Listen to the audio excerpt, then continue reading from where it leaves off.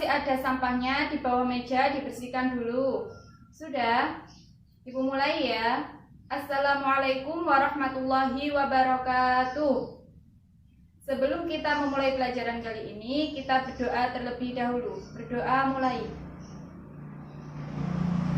Selesai. Ibu absen terlebih dahulu ya. Yang pertama, Alfira Oktaviani hadir. Afiatul Mukarimah hadir. Anifatul Ma'rifah. Luciana Indrawati. Zulis Hadianti. Sudah ya, masuk semua ya. Hari ini kita memasuki awal semester ganjil di kelas 10 pada mata pelajaran Al-Quran Hadis. Nah, di pertemuan kali ini kita akan membahas bab tentang Al-Quran Kitabku. Tujuan kita mempelajari bab ini adalah yang pertama, agar kita tahu bagaimana pengertian Al-Quran menurut para ulama. Yang kedua, apa saja nama lain dari Al-Quran. Yang ketiga, bagaimana perilaku orang yang berpegang teguh pada Al-Quran. Nah, nanti setelah kita mempelajari bab ini, setelah selesai pelajaran, Ibu akan membagi kalian menjadi 3 kelompok untuk berdiskusi di akhir pelajaran nanti. Nah, sekarang Ibu minta kalian membuka buku LKS-nya halaman 5. Kalian baca dan cermati dulu. Ibu kasih waktu 10 menit. Sudah ya? Di situ kan ada materi tentang pengertian Al-Quran menurut pendapat para ulama. Nah, sekarang Ibu tanya, siapa yang tahu apa pengertian dari Al-Quran itu? Iya, betul anak-anak. Al-Quran secara etimologi menurut Al-Lidani, Al-Quran merupakan bentuk masdar dari kata qoro'a yang berarti membaca, dan perubahan kata atau tasrif yaitu qoro'a yaqra'u Qur'anan. Dari tasrif tersebut, kata Qur'anan yang berarti bacaan, yang bermakna isim maf'ul atau makru'un yang artinya dibaca. Yang kedua, menurut Al-Asy'ari, kata Al-Quran berasal dari lafaz korona yang berarti menggabungkan sesuatu dengan yang lain. Kemudian kata tersebut dijadikan nama sebagai kalamullah yang diturunkan kepada Nabi Muhammad SAW. Yang ketiga, menurut Al-Faroq, kata Al-Quran berasal dari lafaz qoro'ina yang berarti petunjuk atau indikator, mengingat bahwa ayat Al-Quran satu sama yang lainnya itu saling membenarkan.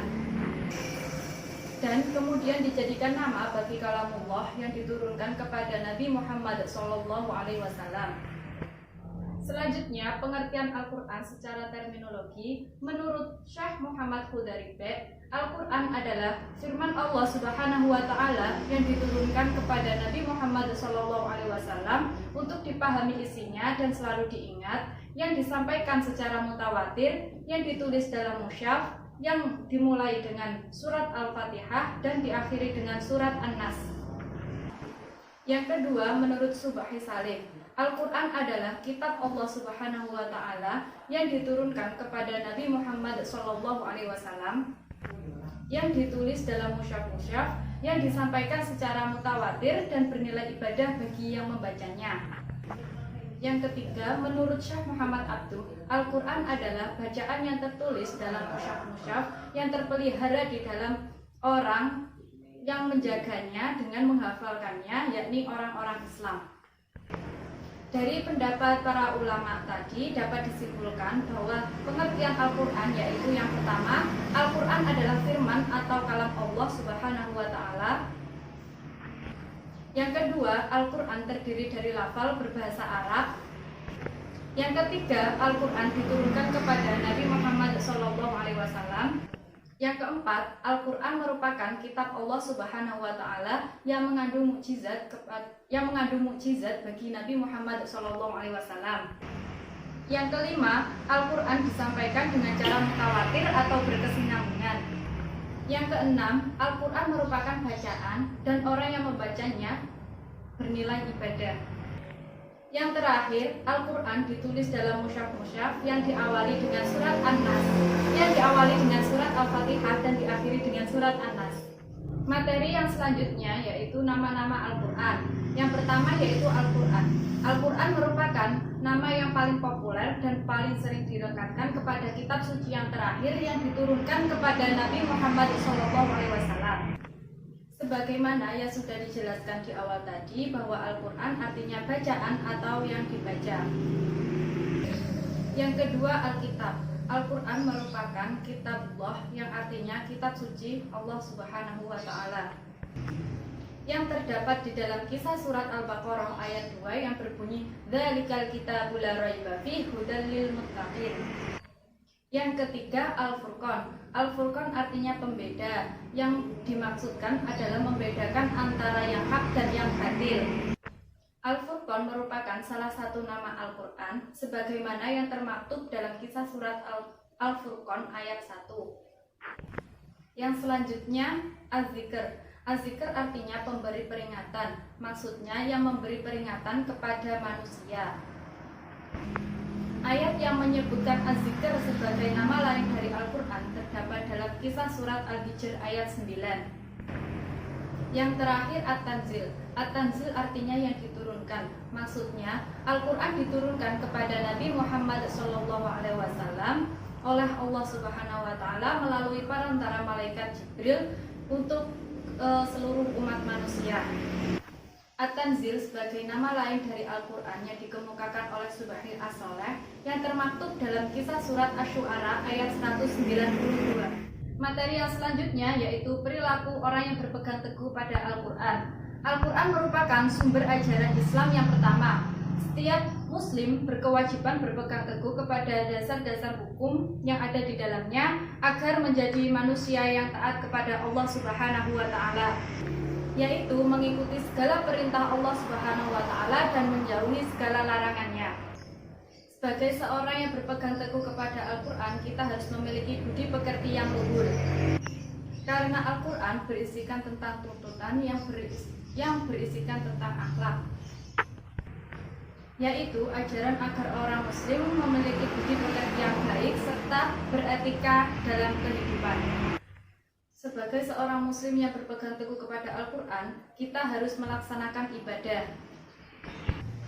Karena Al-Quran berisikan tentang tuntutan yang bernilai dengan ibadah seperti sholat, puasa, zakat, dan haji. Yang terakhir, sebagai seorang yang berpegang teguh kepada Al-Quran, kita harus bergaul dengan sesama secara baik. Sebab Al-Quran berkaitan dengan tuntunan yang dimiliki manusia yang berkaitan dengan masyarakat. Baik, apakah ada yang ditanyakan terkait pembelajaran kita hari ini anak-anak? Alhamdulillah kalau sudah paham semuanya. Nah, Ibu akan membagi kalian menjadi 3 kelompok. Masing-masing dari kelompok ini nanti kalian membuat mind mapping atau peta konsep.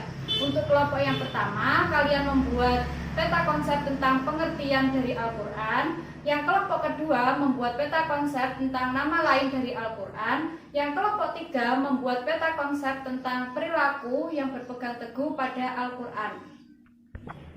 Nanti kalau sudah, perwakilan dari masing-masing kelompok maju ke depan untuk mempresentasikan hasil mind mapping atau peta konsep yang sudah didiskusikan bersama kelompoknya tadi ya.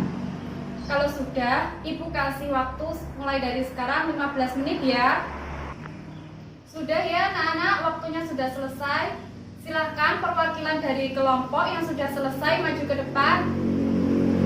Saya Bu, kelompok pertama. Oh iya, silakan. Ayo maju ke depan mempresentasikan.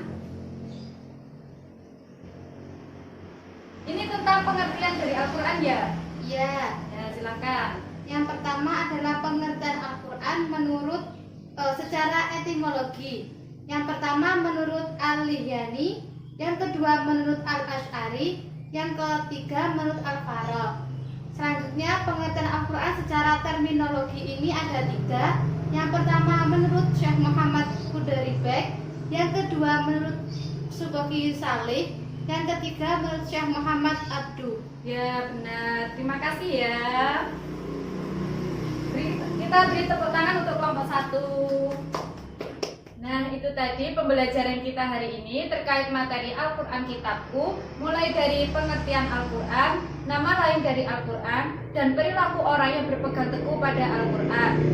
Nah, sekarang siapa yang bisa menyimpulkan apa saja tadi nama lain dari Al-Quran?